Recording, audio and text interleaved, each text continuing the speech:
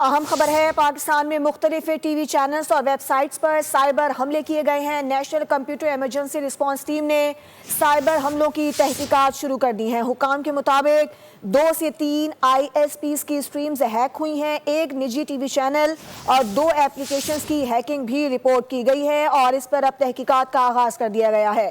پاکستان میں مختلف T V channels اور ویب سائٹس پر سائبر حملے ہوئے ہیں۔ National computer emergency response team نے سائبر حملوں کی تحقیقات بھی شروع کر دی ہیں۔ حکام کا یہ بتانا ہے کہ 2 سے 3 ISPs کی سٹریمز ہیک ہوئی ہیں اور 1 نجی ٹی وی چینل اور 2 ایپلیکیشنز کی ہیکنگ بھی رپورٹ ہوئی ہے۔